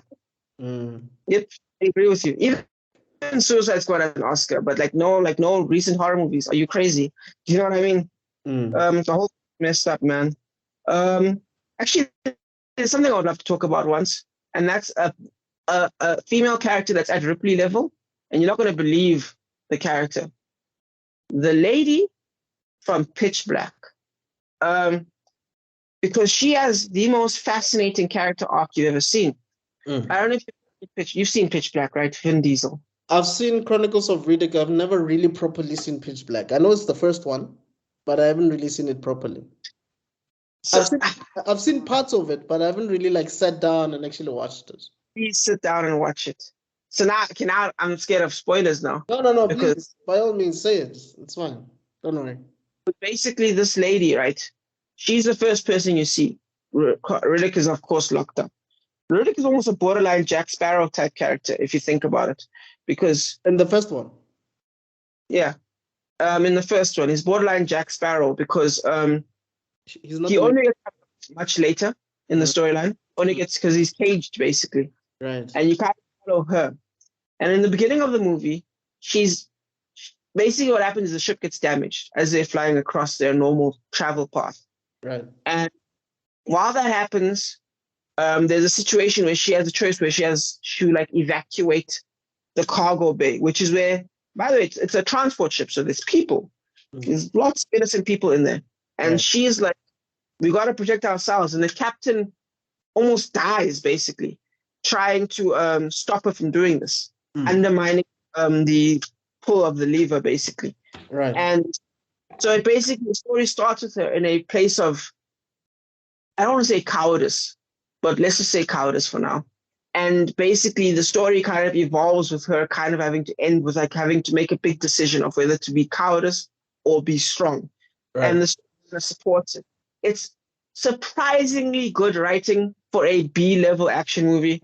I don't know how to explain it to you. It's really good. And her path is fantastic. And it's underrated. No one, and I repeat, no one talks about it. And I just think that's just interesting. I think they tried to repeat it in Chronicles of Riddick because they end up killing the girl there as well. By the way, she ends up with a brave sacrifice. Yeah, spoiler. I think there's something that I wanted to say just now. It's regarding Jack Sparrow.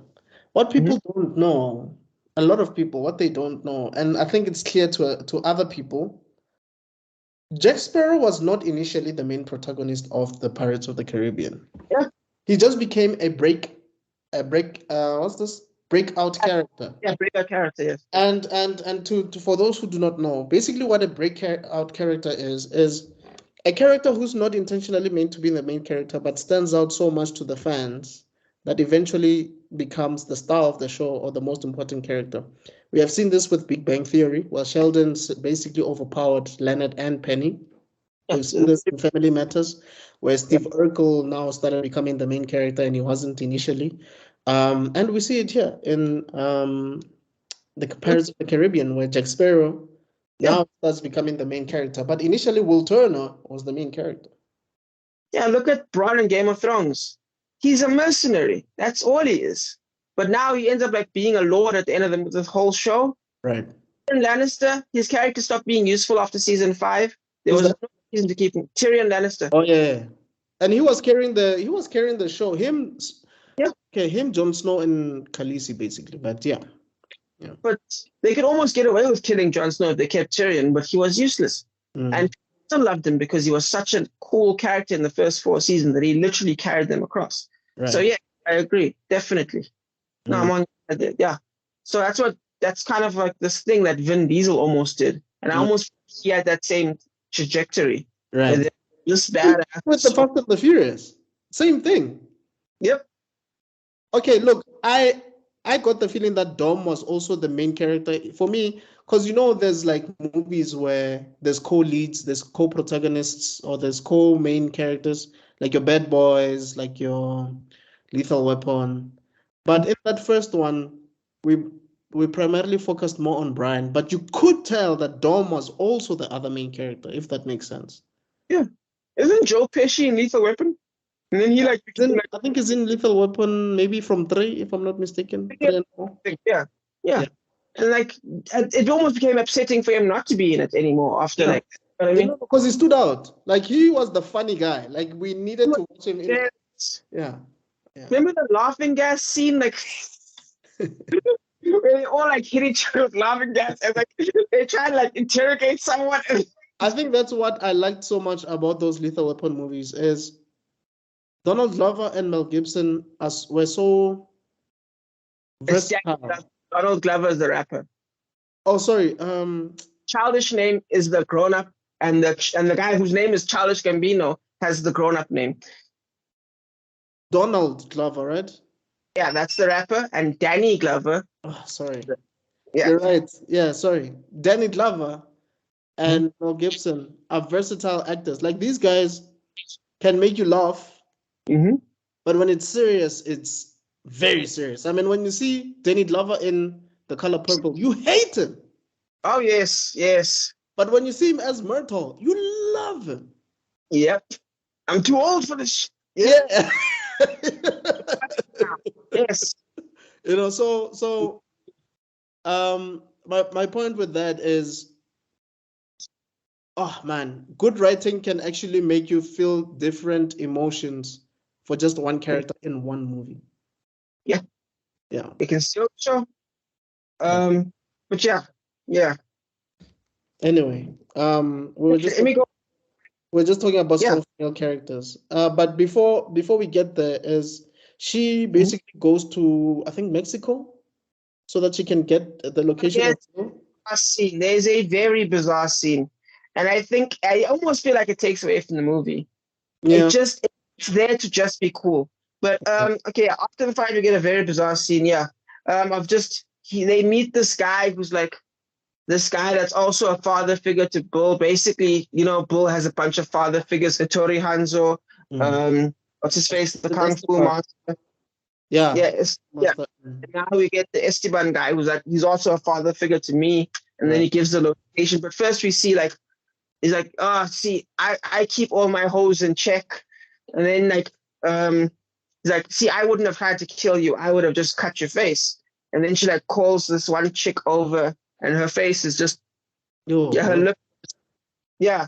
And you're like, this has nothing to do with the show. This is unconnected. Why would you have this scene? They could have just cut it from the trailer park. There's where she's like, where the Californian's like, I'm coming to your place next. Yeah. Cool. To that.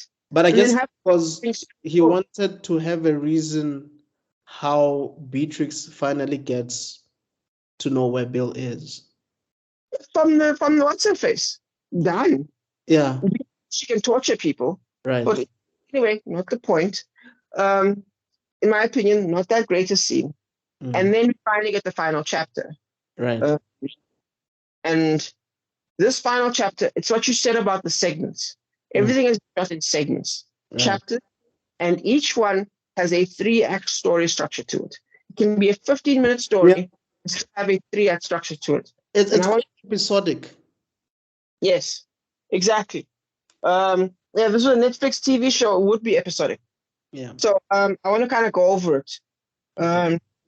Now there's a 3-act story with where the story starts. Act 1, we kick off with Beatrix trying to kill. Well, first, wait, I forgot to talk about. Okay, sorry, First, we got to talk about Kill Bill. We see that they meet each other first, right? And then we kind of see the kid. Kid is still alive, and we get this beautiful moment of absolute shock from. Because she had no idea that the child is alive. Meaning she gave birth while in a coma, basically. Yes. And Bill then took the child. Yeah. Mm-hmm.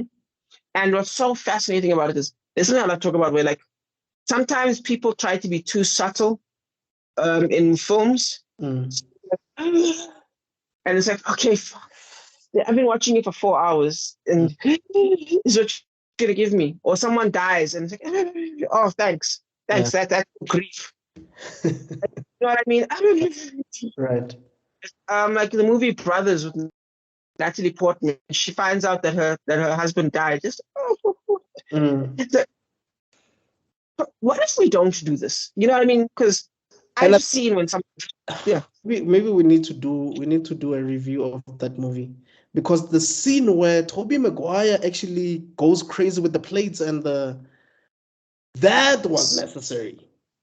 That was necessary. Exactly.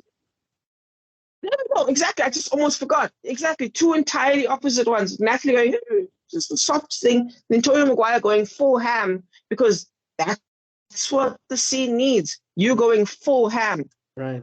Because sometimes, we discussed this last week, sometimes you need an exclamation point. Oh no, we discussed it the week before about the sheer effing will. You know what I mean? We need that exclamation point in your writing. Right. But she has to try and contain herself to try and act out the scene with the kid, because the kid they're having this play fight kind of thing with the shooting, because she whips out a real gun and they've got like a water pistol kind of thing. Right. And this beautiful thing, because she has to like change gears immediately and she's struggling to do it with the kid. And then Bill's like with them, and then it's like, and Bill Carradine's beautiful voice as he narrates this fake scene that's happening. And she has to it's like he didn't even seem threatened by, like, when she came, it was just, hey, Beatrix, you're here. You know, it's like he's not moved at all. And that shows you how powerful this guy actually is. It doesn't matter if he killed everybody else. I'm still Bill. Of course. Yeah, legend. Absolutely. And then you see the tear and the just shaking body. Yeah. And she barely says anything. Yeah, she says nothing. It's the one that's carrying the entire scene, bro. Uma Thurman did a lot less talking, almost in, like, I almost want to say in the entire second movie compared to the first. I have to look that up. Yeah. I think she's words. She has less lines, that's for sure. Yeah. Which is crazy, because I would say she does a much better performance in this one. This is where her performance is. Her and David, for me, they stole the show. Especially David in this arc, in this third act. Yeah, he knocks it out of the park, man. Absolutely. But yeah, so now they have this moment where they kind of where she gets to sit and watch a movie with her kid. So they cut away, basically. So they kind of keep them together, and then eventually, when the movie ends, we just cut to the end of the movie, and she gets to go sit to the room base. Yes, that's it. She gets to go to the room with David Carradine in the lounge area. Right. And that's when this starts. Right. So Act 1, we see Beatrix trying to kill Bill, because Bill's like, so should we do like a sunset at dawn thing? And Bill's just like, knife immediately, sword immediately. Right. And then Thingamajiggy fires a gun, not even playing this game. Gunshot, blows up the TV, basically. Right. Blows up the fruit into her face. It's such a funny scene. Bull shuts that down. And then we have basically now we have equilibrium. Kind of like storytelling 101, you have your equilibrium. Right. Beatrix wants to kill, but now we also know the motivations. Motivation 1, Beatrix wants to kill Bull. Right. But Bull has Betty rights.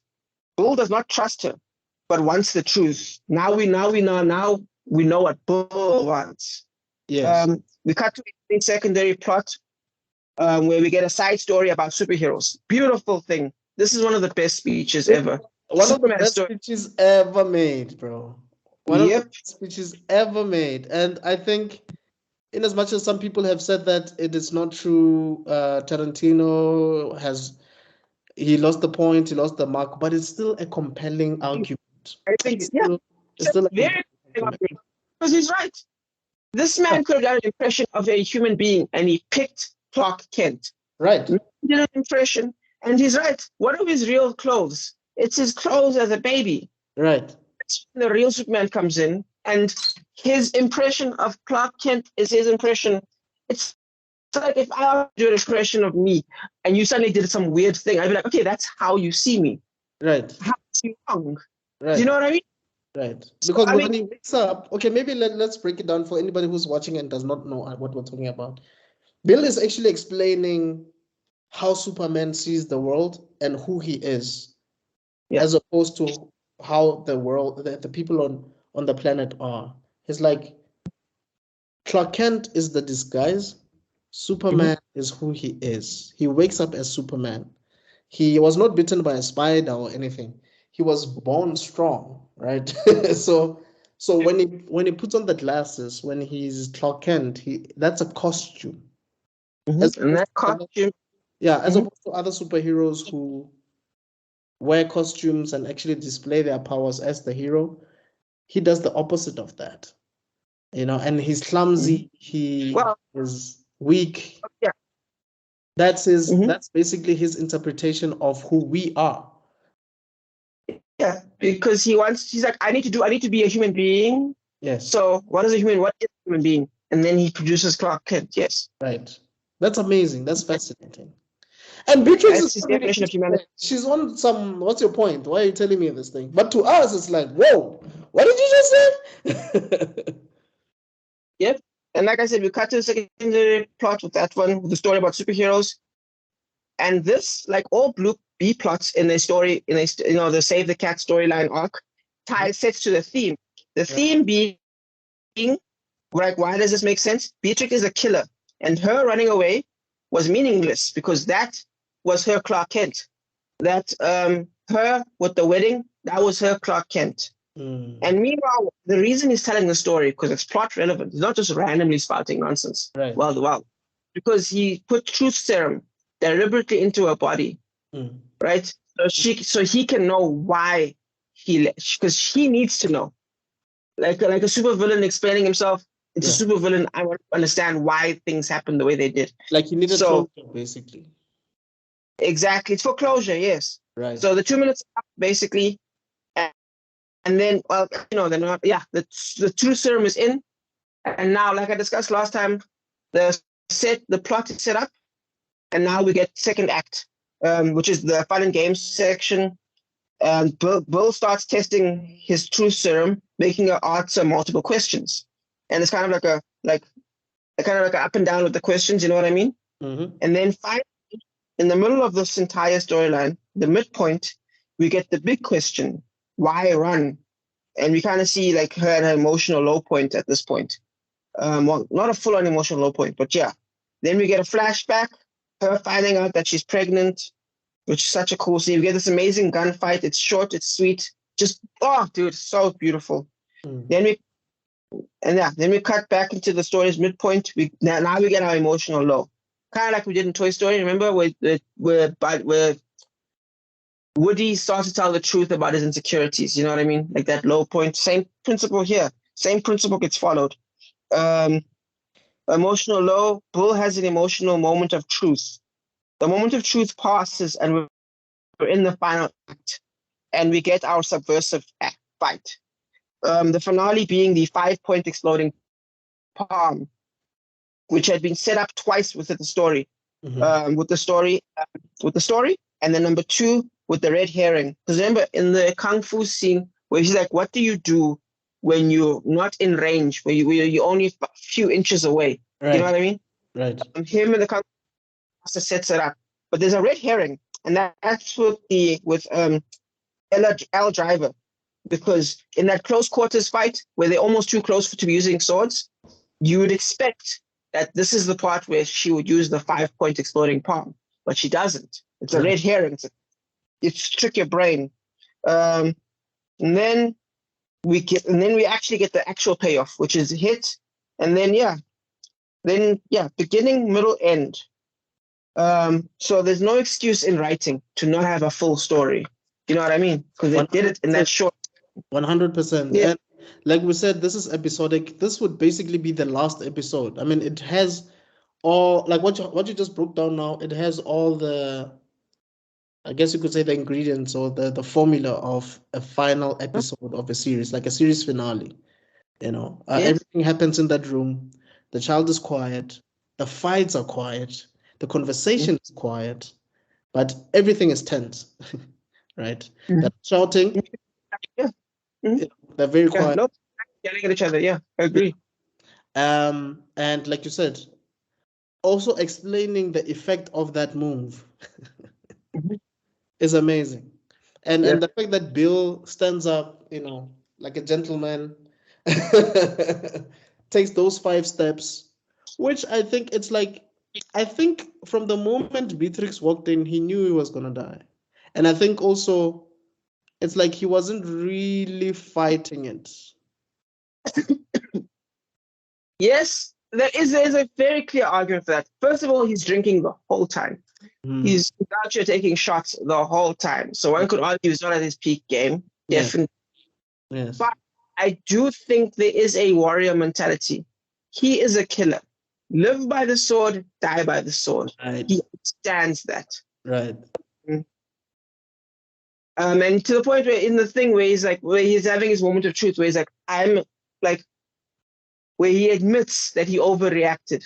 It's the closest thing he's going to get to an apology, because even he says, "No, I'm a killer." What do you expect a killer to do once he found out that the person he loves the most lied to him? He's going to start killing things. Right. You know what I mean?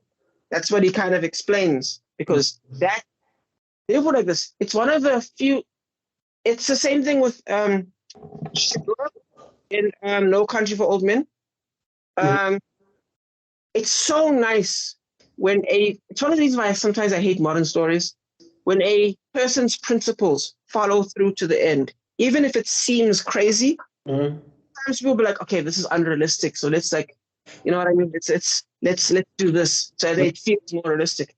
Nah, this man, Bull, is a killer from the beginning. He's a straight line. Yeah. Shagur in No Country for Old Men, straight line. Straight line. Right. And I love that. You live and die by that code. I think we need more of that, to be honest. But yeah, so in a way, he's following the code. So him accepting his death, unless his code was a lie, then yes, that's what he would do. He doesn't even weep over his brother, because because he knows it's the principle. It's exactly when you go out about to fight someone, chances are you might not make it out. Exactly. Right. Absolutely. So yeah, and then man drops to his death. It's like, for example, Beckett in the third Pirates of the Caribbean movie, when he's being taken out. Man was nothing personal, it's just business. Right. But then when it was blowing up, it certainly looked personal. Right. So failed morals right there. Yeah, so that's what I mean, basically. So that's what makes that absolutely unique. Fantastic.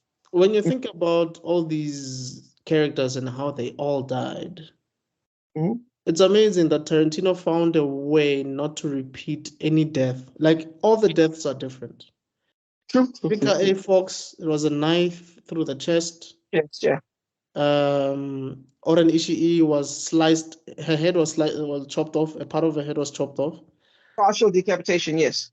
Yes. Erica Driver is obviously eye gouged out. Obviously, she's gonna bleed to death. Yeah. And that snake is still in that room.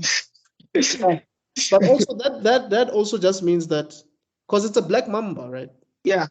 and she's the Black Mamba. It's like, no, I know, I identify you as my own, as of my kind. Exactly. You know, Out by that same Black Mamba, yes. yes, and it's also like the effect of the Black Mamba is still rampant in that trailer, even though she's gone. Yeah. But obviously she didn't kill Bud, but also Bud dies from Venom. Bill Yes. dies from the punch Yeah. or palm, whatever you want to call it. So Yeah. almost everybody in this movie who dies a different death. Oh yeah. Because a different chapter with a different story. Each one is a different story with a different sword of Damocles over their head. Right. And what's so nice, you could technically slice out a section of that thing and it could be its own short film. That's what's so nice about it. And then the final scenes. What section? I'm saying that final section that I just called out from the beginning to the end, where it's the motivations, up, down, left, right. It's its own story. And I could argue, I'd have to go over it again, but I'm sure I could probably slice up each and every different chapter. Yeah, those are different movies, eh? Yeah. Those can be different movies on their own. Like that VHS horror series, I don't know if you ever watched it. The VHS movies. It's like a bunch of small horror movies put together, basically. But yeah, one could argue that Tarantino is doing something similar, basically. It's a full-on TV show.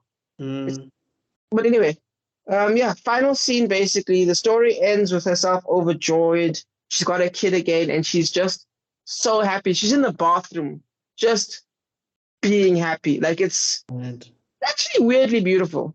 Yeah, because it's like, it's done. I can rest. Yep. So it feels surreal. It's a bit surreal. It's just like, wow, I actually got this. I actually got to do this. This is over. Yep.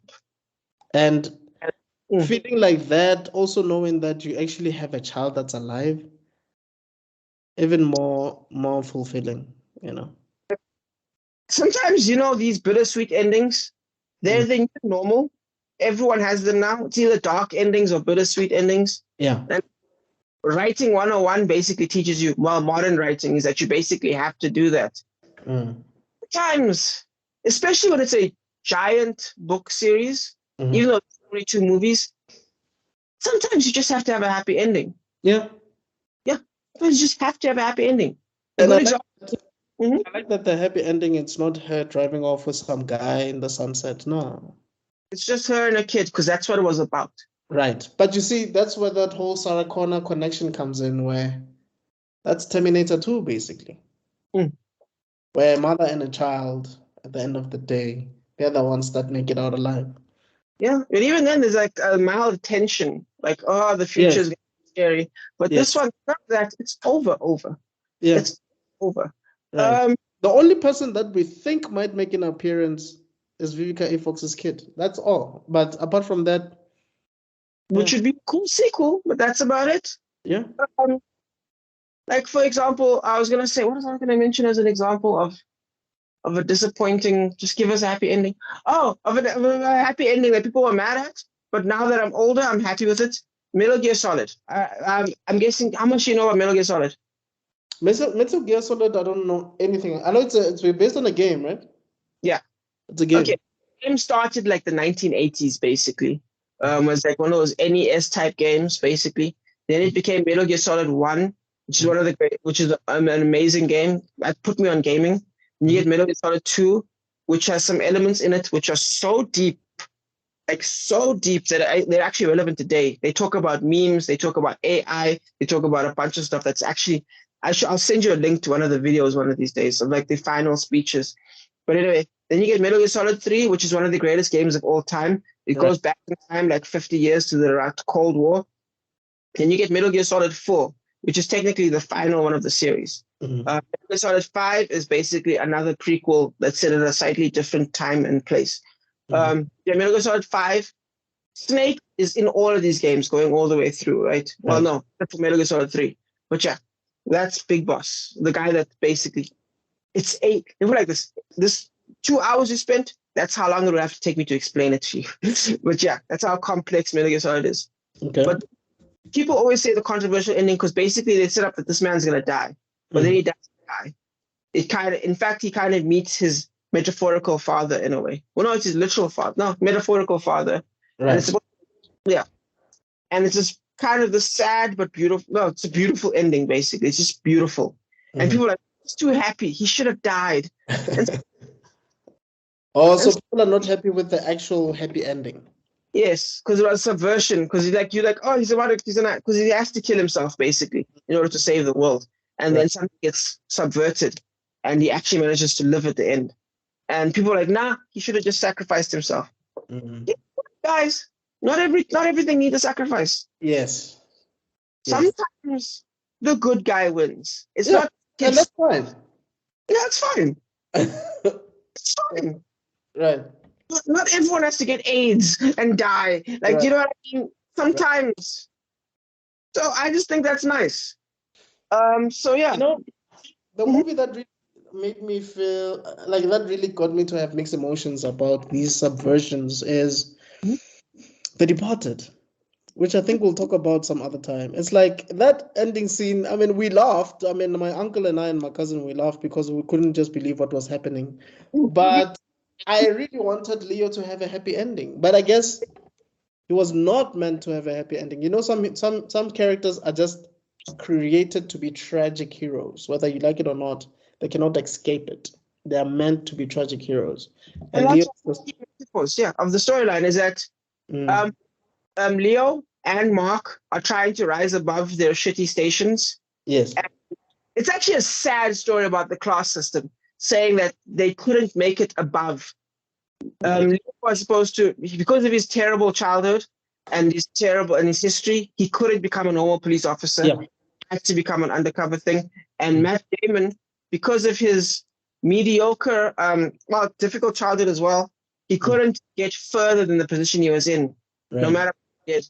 And when he actually tried to when he won, there was Mark Wahlberg waiting for him. You know what I mean? Yeah. And apparently, actually,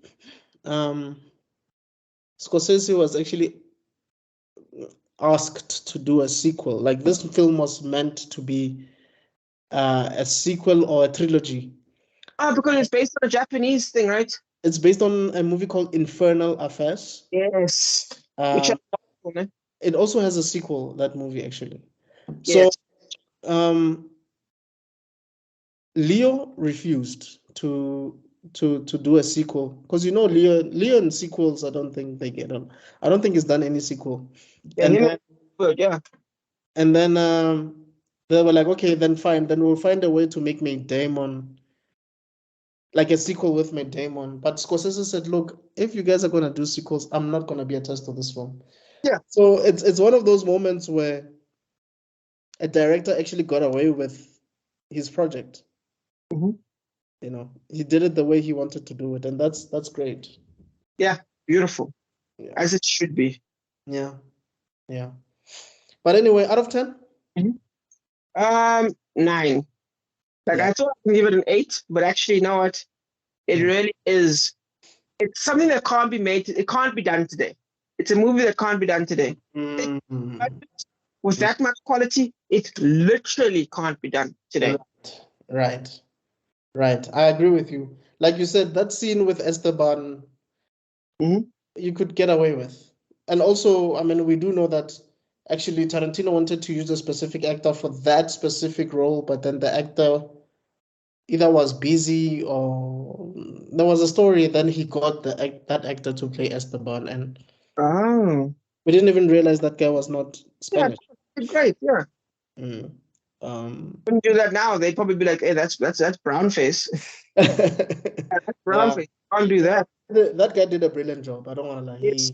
He knocked it out of the park. But yeah, guys, that is Kill Bill. Pardon? Wait, sorry. Your thing. You haven't said your part. Your number. Oh no, I said I agree with you completely. It's a 9. Okay.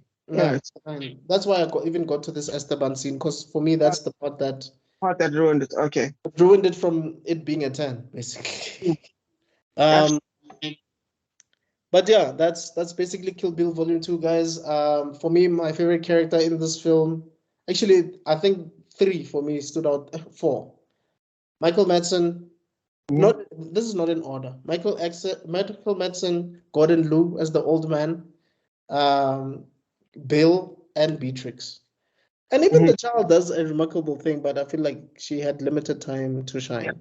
Okay. Yeah. Which is because we don't want to give kids too much time. That's how you ruin a movie. Yeah. True. Unless if it's, I mean, if it's and it's something that I was thinking about a few days ago. Unless if it's the kids from Harry Potter. I mean, I was like, these kids are so young and they are so remarkable in acting. Like, I cannot believe it. Like, there was no weak link there at all. I think they did a fantastic job. You're right. I would not.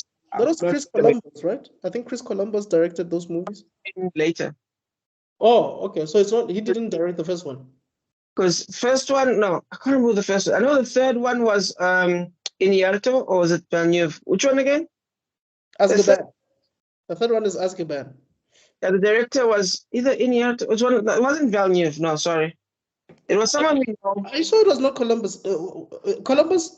Okay, give me a second. Let me check quickly. Please research it because I know he did the later ones. And then they kept him. Yes, I get you. Like James Wan, not Justin Lin with Fast and Furious movies type of thing. Yeah. No, it was Chris Columbus. Oh, okay. Yeah. All right. Yeah. Interesting. Because I remember he directed quite a couple of them. I just don't remember. Just give me a second. Let me check quickly. Yeah. Who's the third one? Who's the third director? Okay, so Chris Columbus only directed 2. He directed the first 2. Yes. And then the third one is Alfonso Cuarón. Yes. Alfonso Cuarón. There we go. Mega director. Yes. Yeah, I'm not familiar with him. And then Mike Newell did 4, and then 5 to 8 it was David Yates. Yeah. Yeah. Okay. Then Yates does everything else, right? Yates does all the rest. From 5.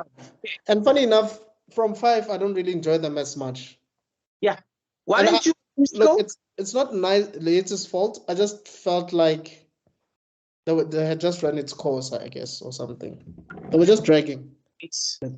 Okay, the thing is, I kind of do, because I feel like you're the responsible one at the end, because the first 2 are so whimsical. You know what I mean? So I love those. Yeah, I get you. And maybe it's because of Rupert Grint's character. Because for me, Rupert Grint is the perfect middle character between the 3 main characters. He sort of has the humor. You feel sorry for him. He's the weak link. He's like Naruto basically in that whole thing, because he's not naturally gifted. He has to work really hard, but he doesn't like studying. You know, that's who he is. So when he started growing a bit and becoming an emo character where he had beef with Harry, I just didn't like it that much. Naruto if he joined Itachi. But funny enough, I think you're right. But this is why I think Yates didn't do as good a job as. Don't get me wrong, great job. Yeah, it could have been better. That missing feeling you have is the director. Right. He's the guy who decided that famous line. You read the books, obviously, right? That whole Goblet of Fire. Did you put your name in the Goblet of Fire, Harry? In the book, he calmly said, "Did you put the name in the goblet?" And the thing, "Did you put the name?"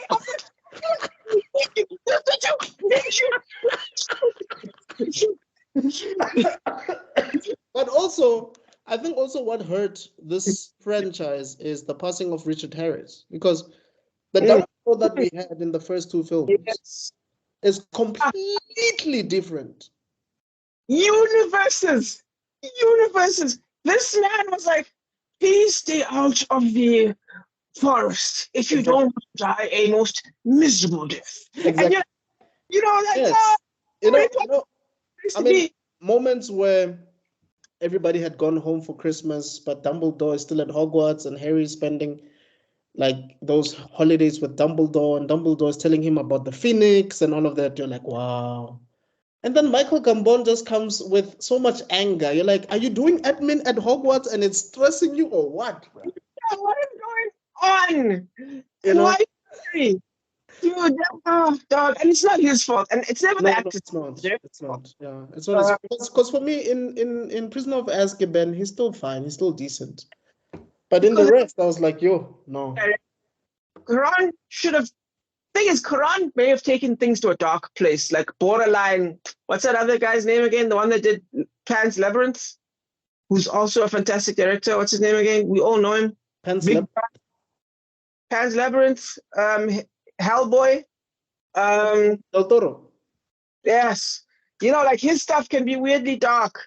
Yeah. So I think Quran might have moved it a bit too dark for maybe everyone's liking, but that's fine because book 5 onwards is dark. Yeah. Is dark.